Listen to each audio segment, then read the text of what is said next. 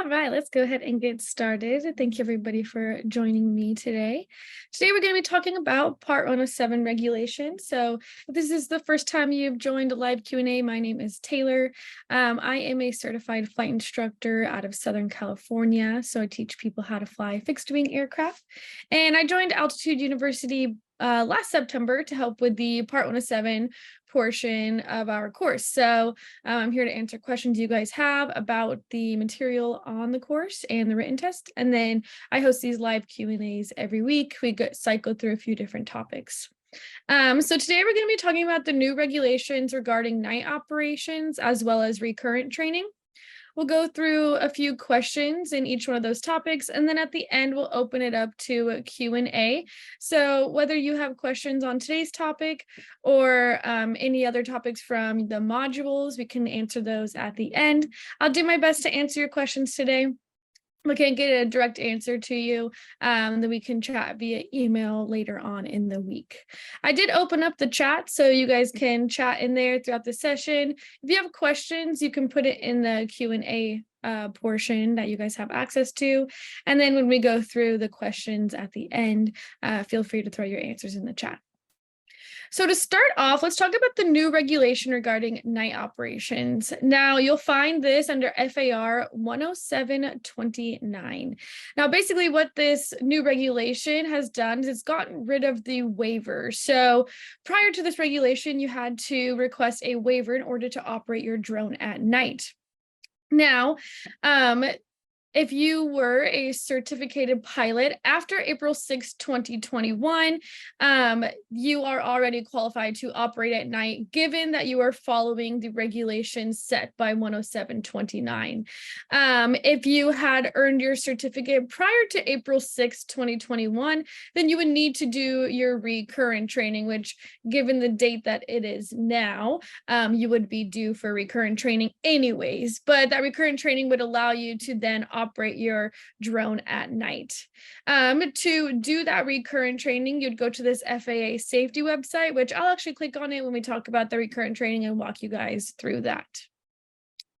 Now, what this regulation states is that we are required to have anti-collision lights on our small unmanned aircraft. Now, these anti-collision lights have to be able to have a flash rate sufficient enough to avoid collisions, nice and vague from the FAA. And then it has to be visible from up to 3 statute miles away. Now, there's quite a few different types of these anti-collision lights out on the market, one of the most popular ones being the Lume Cube. Now, the FAA defines night as the time between the end of civil twilight to the beginning of morning civil twilight. So that's going to be the time between 30 minutes after sunset to 30 minutes before sunrise. So that's going to be that time period that we are going to be required to have those anti-collision lights on our drone. Now, part of operating at night, we have to understand how our eyes function because they function quite differently than during the day. So inside our eyes, I'll show you guys a graph in a few slides. We have light sensitive nerves called cones and rods. Now, our cones are right in the center of our retina, and the cones are there to detect color, detail, and faraway objects. However, these cones are relying on light in order to function. So if they do not have light, then we cannot utilize our cones. And right around our cones, we have a circle surrounding the cones called the rods. Now, we use the rods for peripheral vision, and we only can detect like shades of gray. Now, why is this important? Well, we are dependent on our rods to see at night because those cones have to have a light source in order to function. Now, because those cones are all centered right in the middle of our retina, it's called the fovea, it creates a blind spot at night because those cones are not functionable. Now, because of this, we have to kind of change the way that we scan for traffic. So instead of looking directly at an object, we actually should be scanning by looking to the side of objects, and it's called off-center viewing. So what I mean by that is, if our object is here, we're not going to look all the way to the side to use our peripheral vision, but our off-center viewing, if we had an object here, we'd want to maybe look over here to utilize those rods to be able to see that object. If we looked directly at that object, we might not be able to see it due to the blind spot caused by the cones. My cat came to say hi. Hello. um, so with our rods, we have to go through an adaptation period. Now it takes our eyes up to 30 minutes to fully adapt to the dark. During this adaptation period, we want to avoid bright lights.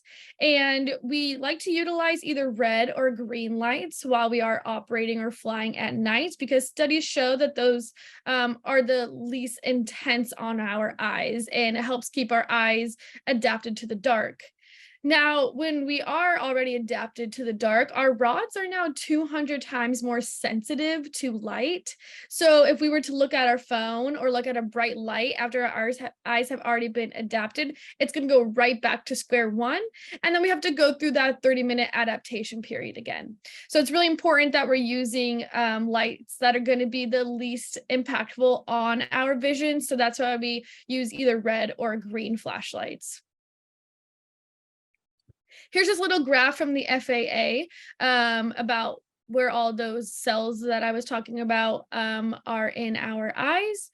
And then here you can see the difference between the day and the night scanning. So during the day, we're utilizing those cones, right? Attention to detail and color, and we can look directly at our objects because those cones are fully functional during the day. However, you can see at night here where those cones are located is that night blind spot because they're no longer functioning. So we're going to be using that off-center viewing here. Then we have night illusions. So our first one is called autokinesis. Now, autokinesis occurs when there's a light out in the distance and you fixate on that light, and it starts to appear as if it's moving, even though it's stationary. So the way to avoid autokinesis is to continuously scan and not fixate on any lights. We have reversible perspective illusion. Now, this occurs when it appears that an aircraft is flying away from you, but it's actually flying directly towards you. Now, the only way to avoid this illusion is to identify the position lights on the aircraft. So you can see our airplane here. We've got a green light on the right wing, a red light on the left wing, and then a white position light, which is either going to be on the tail or sometimes it's on the back of the wing as well, but that white position light is going to be able to be seen from the backside of the aircraft. So the only way to avoid this illusion is to be able to correctly identify what lights you can see. And in that case, you'll be able to figure out which direction the aircraft is flying. There are a few questions on the written test. I don't remember if they're in these examples about you see this color light flying from your left to your right, like what direction is the aircraft flying? Anyways, then we have size distance illusion. So this occurs when either the brightness or dimness of a light or the size of the light is used to determine distance. You would assume that a smaller or a dimmer light is further away, as opposed to a brighter or bigger light would be closer, but that might not always be the case. So the way to avoid this illusion is to not to depend on the size or the brightness of a light as a means of determining your distance away from it. And then lastly, we have flicker vertigo. So flicker vertigo occurs when there is a light that flashes between 4 and 20 cycles per second. And if you stare at it, it can cause nausea and vomiting and not fun symptoms. So the way to avoid flicker vertigo is, again, not to fixate on the flashing light.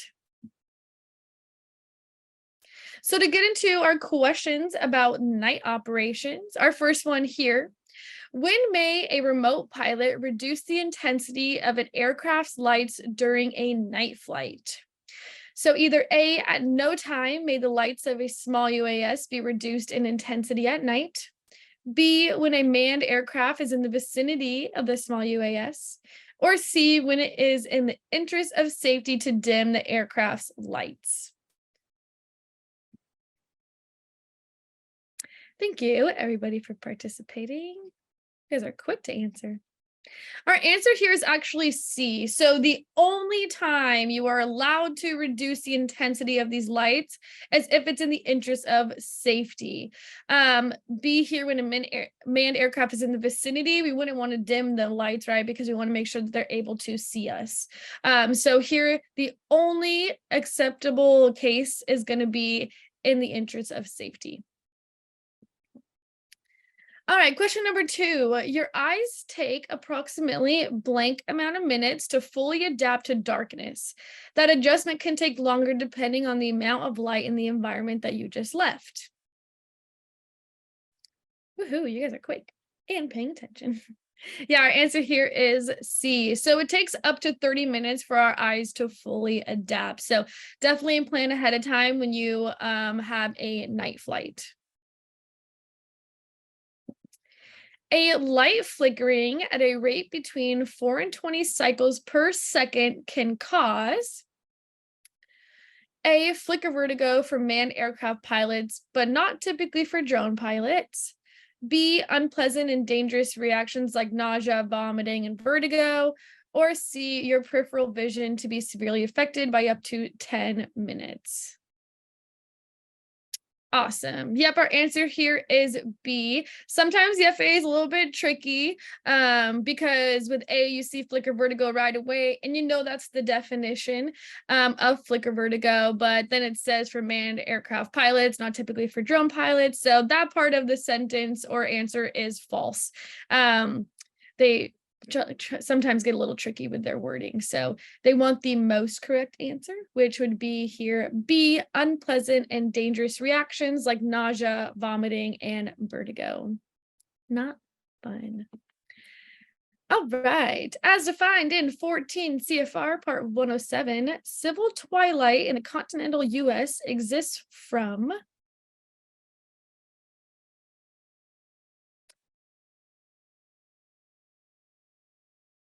Awesome. Thank you, David. It's so funny. The FAA has like 3 definitions of night.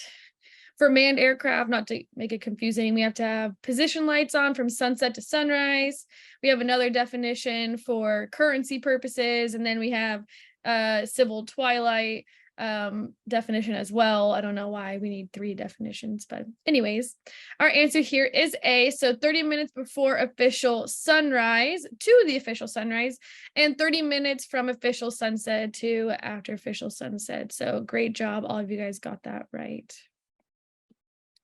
All right, you see a manned aircraft in the distance while flying your drone at night. On the left, you're seeing a green light. On the right, you're seeing a red light. Which direction is the aircraft headed?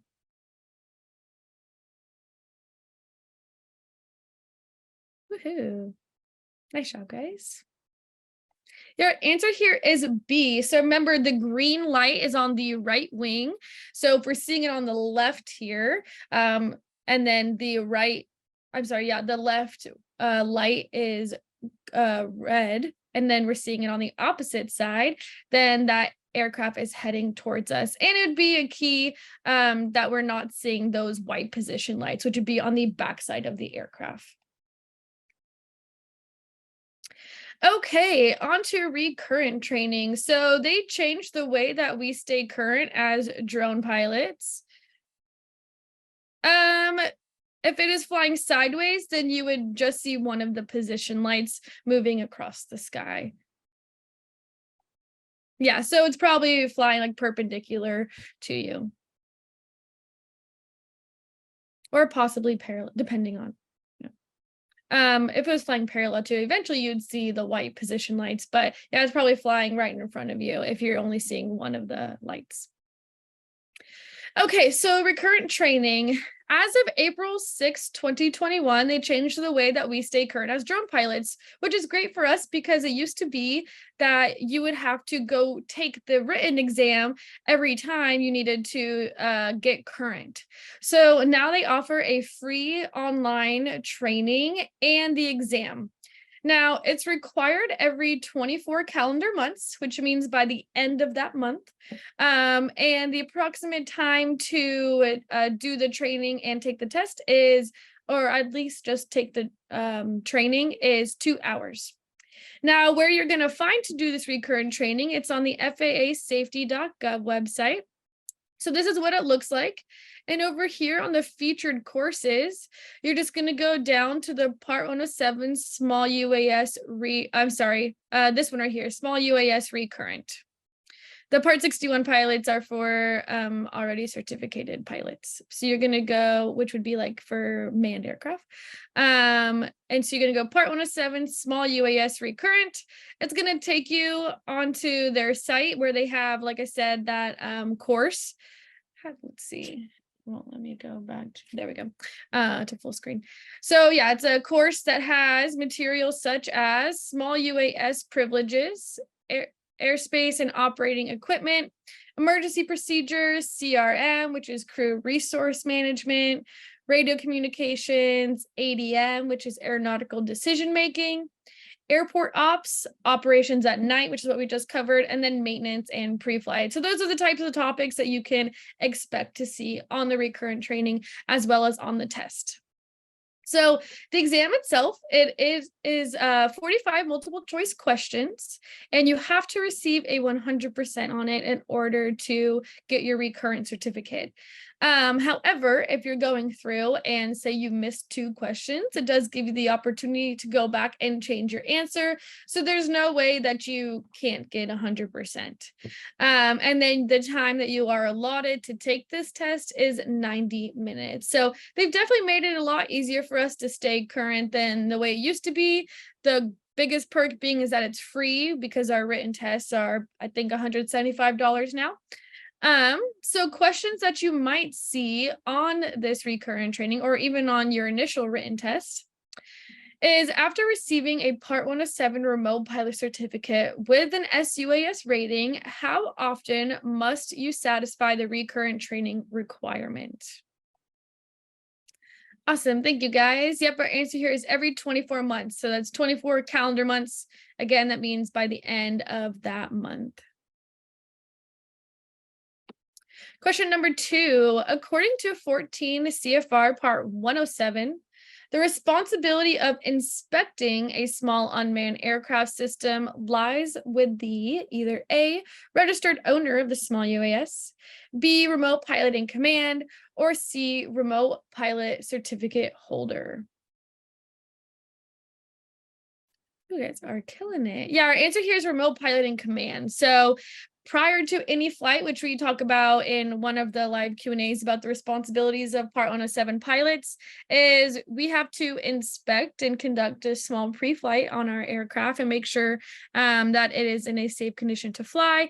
So whether you own that small UAS or not, if you are acting as the remote pilot in command, it is your job to make sure that it is inspected prior to flight.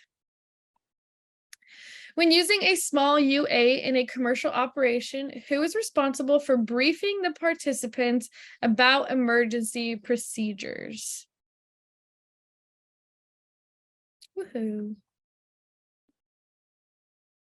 Awesome. Our answer here is the remote PIC. So again, all of the responsibility in any operation with our small UAS, if it's in a commercial operation, lies on the remote PIC. Even if you have like a visual observer there to assist you, it still is your responsibility to ensure that all the participants have been briefed for emergency procedures. Under what condition should the operator of a small unmanned aircraft establish scheduled maintenance protocol? Nice. Yeah, our answer here is A. So if the manufacturer does not provide a maintenance schedule, then the operator of that small unmanned aircraft should establish their own scheduled maintenance protocol. So maybe every X amount of months or X amount of flight hours, you're performing certain inspections for wear and tear on your small unmanned aircraft.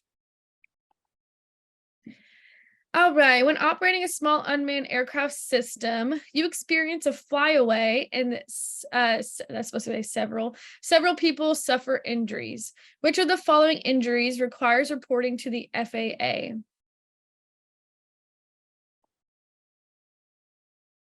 Awesome.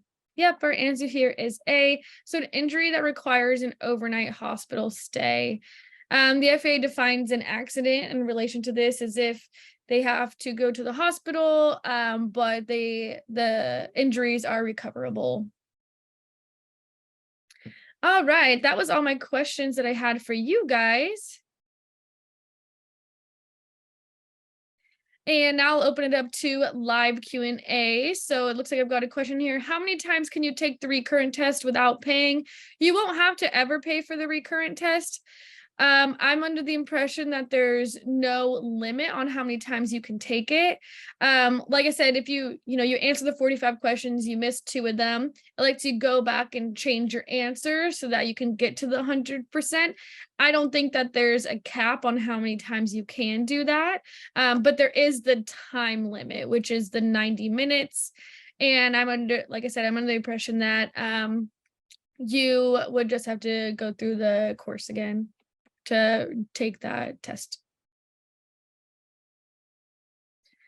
I will hang out for a few minutes if you guys have any questions on today's topic or on any other topics from our course.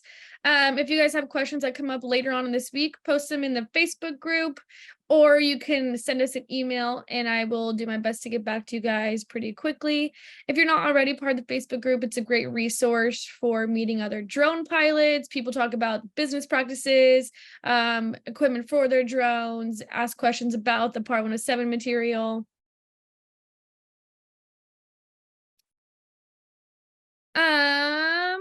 Okay, so for the military training routes, can you go over the difference between VR 1672 and VR 167?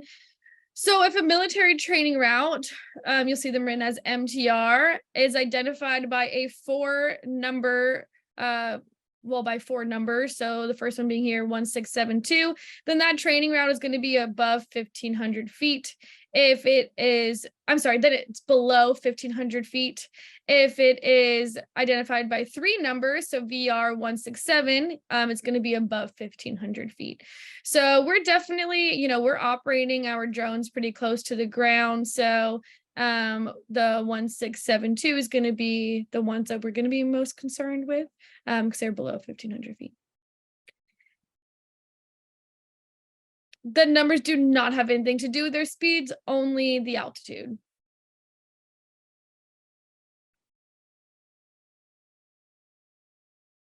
Does the recurrent test have tricky questions, or is it easier than the first time you take the Part 107? It's going to be the same question bank as Part 1 or the initial Part 107. I think that the recurrent training hones in more on like regulations, and like PIC responsibilities, as opposed to with the initial Part 107, you have a lot of weather questions and such too. But in my experience, it was mainly focused on regulations, PIC responsibilities, maintenance, accident reporting, stuff like that. But no tricky questions. You really take like that course, the recurrent training course, that's a couple chapters, and you take the test right away. So all that material will be pretty fresh as you take the test.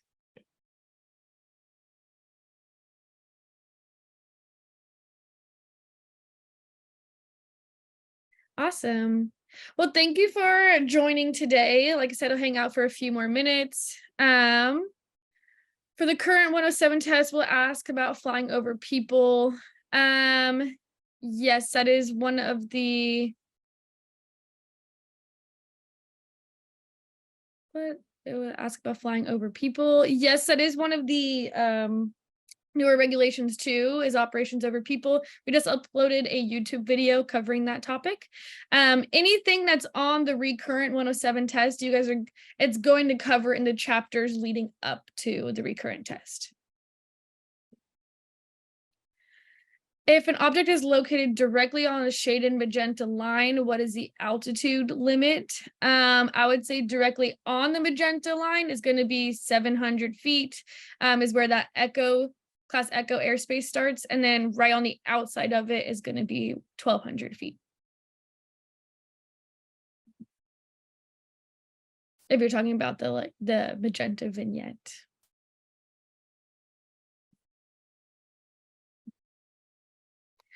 Great questions. Sometimes I get no questions in these, and then you guys are asking a lot of great questions today. Mm, mm, mm. Like I said, if you guys have questions throughout the week, just send us an email and I will get back to you. I hope you guys all have a great 4th of July. So on the magenta, yeah, so right on it is going to be 700 feet. Right on the outside of it is 1,200 feet.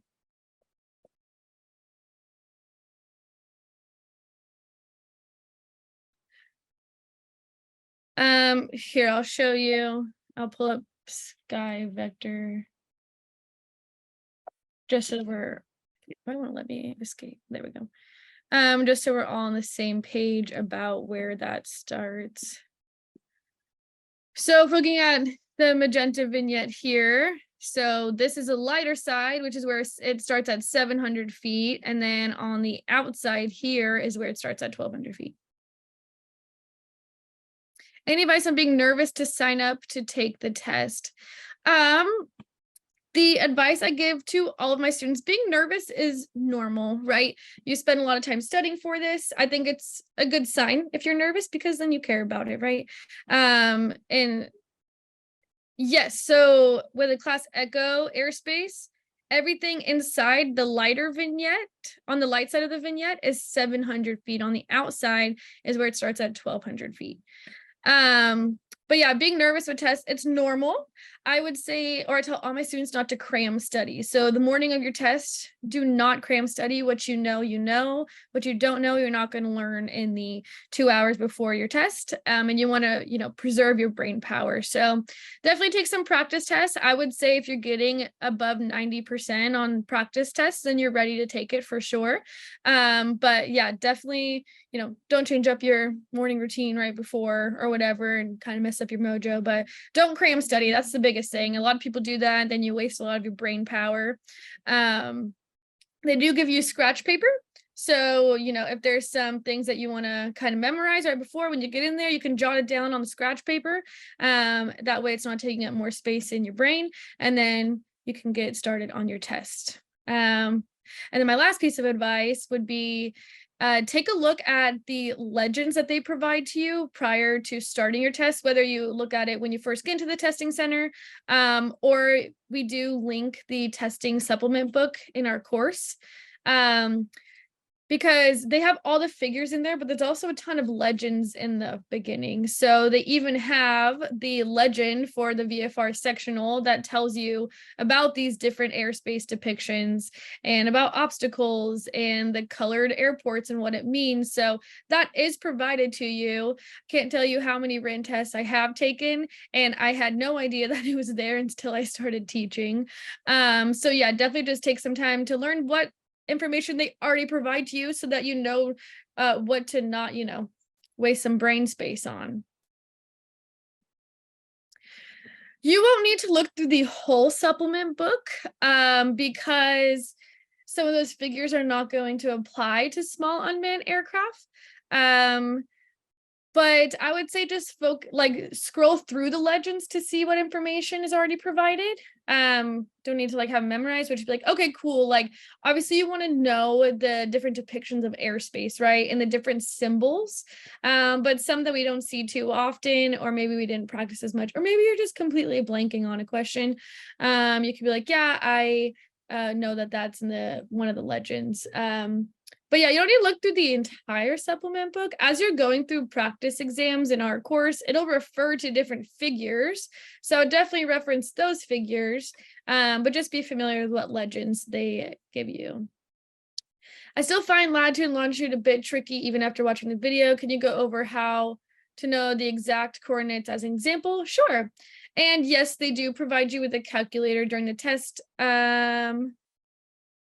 Yeah, it's just a basic calculator. You can bring your own to be sure. I've always been provided with one, but I also just always bring my own. So it's just a basic, it can't be a scientific calculator. And then some of the questions too would even provide a calculator for you on the screen, but just to be safe, I would bring your own.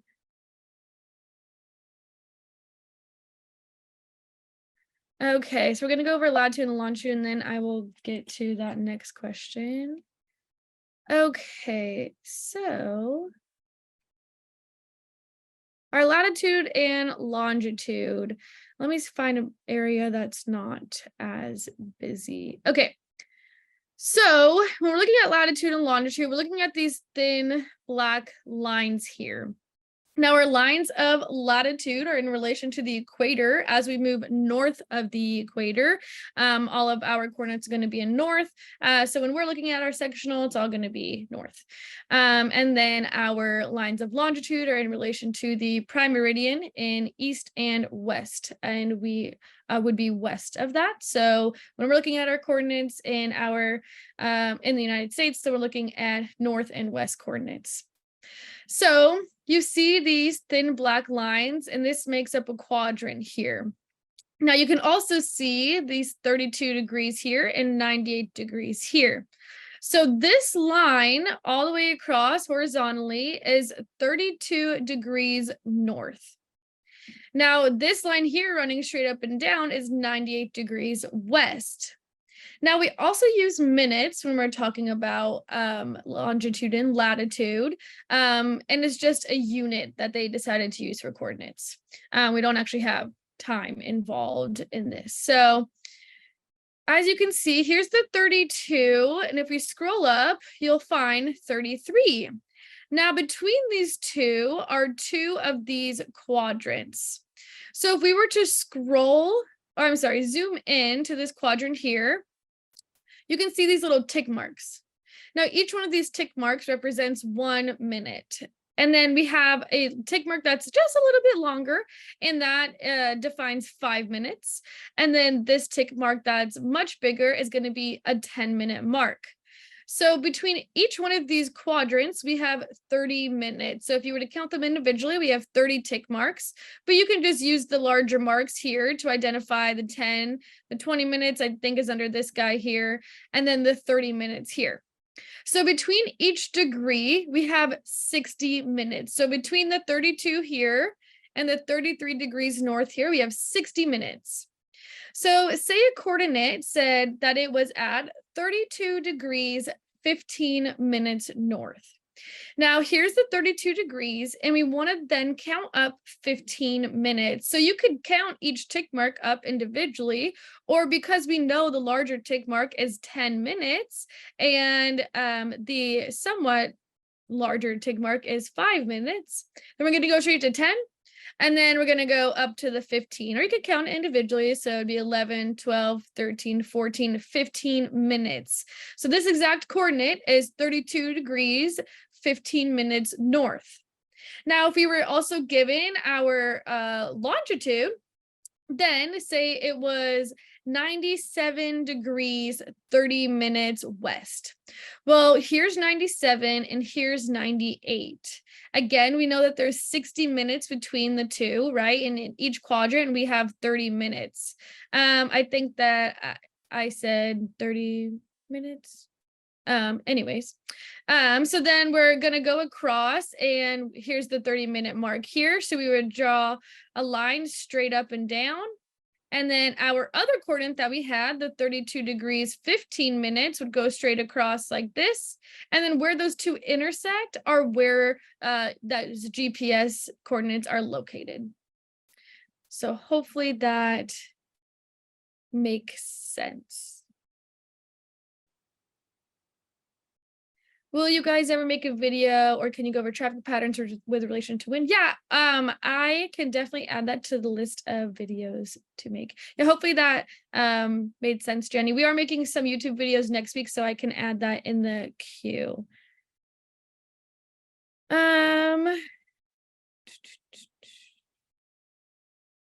You know what? The dot right below the object, to be completely honest with you, I don't know that it's defined as anything specific. I can do some research, but I don't know that it's actually defined as anything specific. Yes, our Zooms are uploaded to the YouTube channel. My experience with using battery-operated lighted magnifying glass at a PSI 107 testing center, understood rogue test locations can actually make up their own rules. So, Yeah, I do know that you can bring a magnifying glass. I don't know that you can bring one that lights up. When you sign up for your written test, there will be a pop-up that tells you what items you can and cannot bring. So I would just take a screenshot of that to make sure that you're bringing the right materials, but you can bring a magnifying glass. Okay, so this number here is our maximum elevation figure.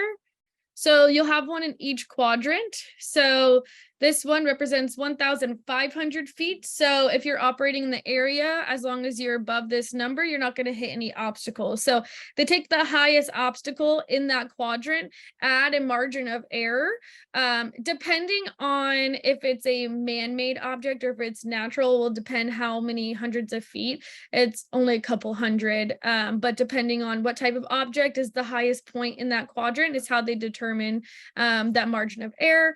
But yeah, as long as you're flying at this altitude or higher, then you would be clear of obstacles. So it's called a maximum elevation figure.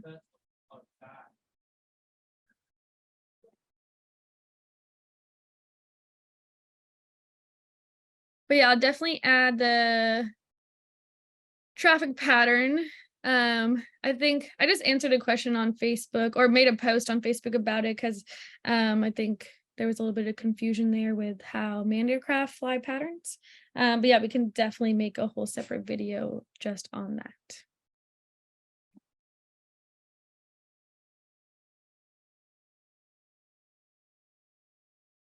Yeah, I think, let me see if I can clarify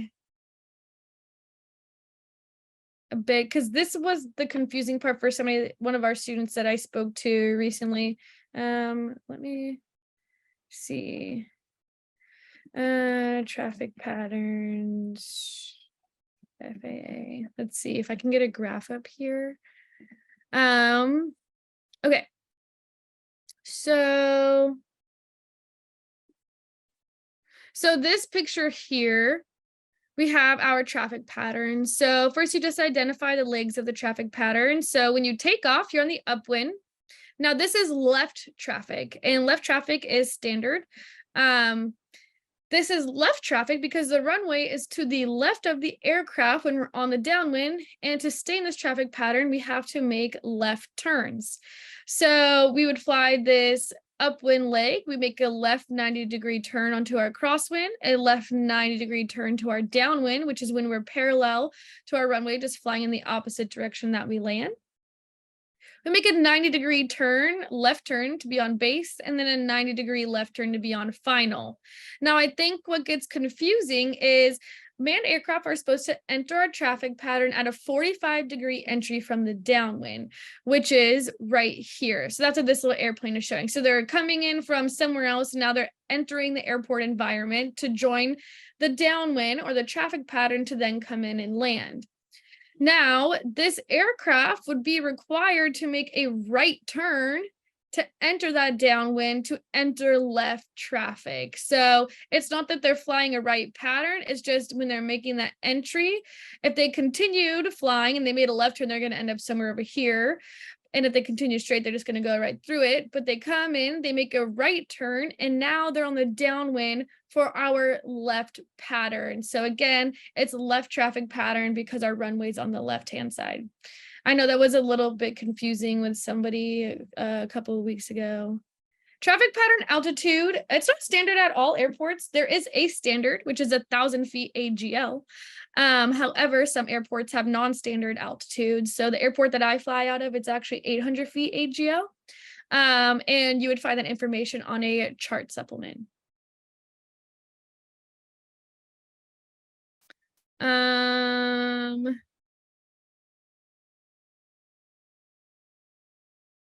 First picture on the second row is what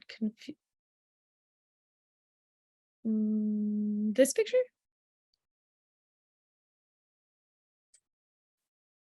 This picture. Okay, let's see. We got our entry. So we're on the downwind. We make a base leg, runway.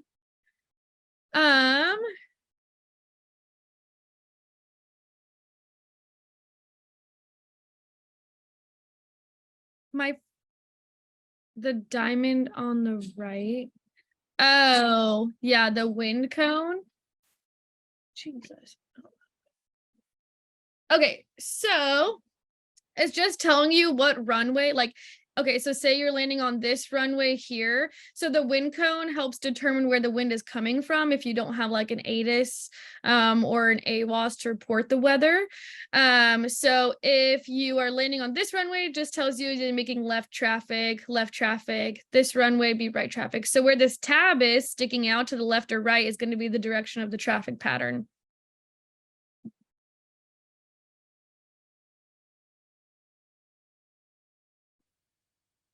Hopefully. I know some of these graphs get a little bit confusing. They're doing like construction behind my house or something. Sorry if it's noisy. Thanks for bringing all your questions today.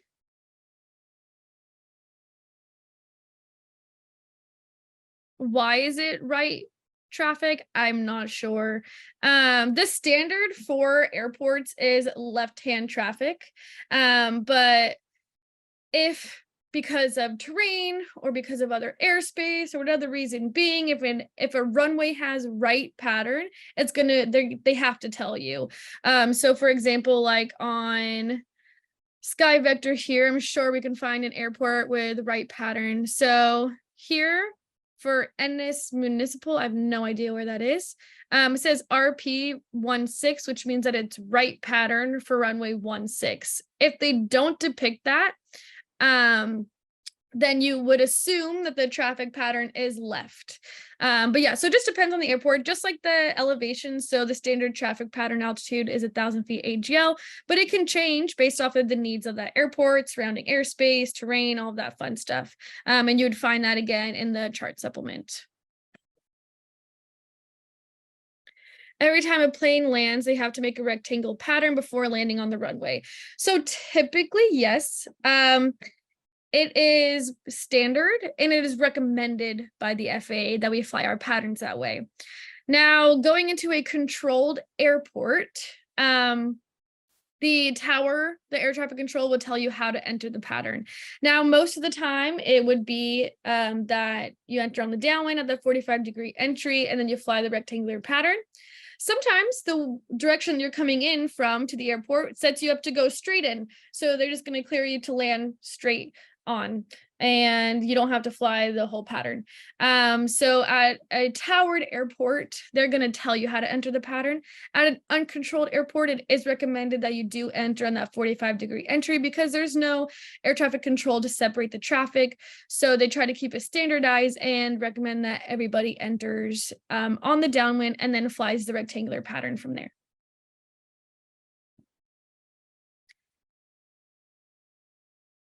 Yes, exactly what David said. So we've got like the one to the west here, we've got the longer rectangle, and that smaller tab sticking out is to the right hand of it. So that's how we know that it's right traffic. As opposed to the one on the east here, we've got that tab on the left side of it telling us that it's left traffic.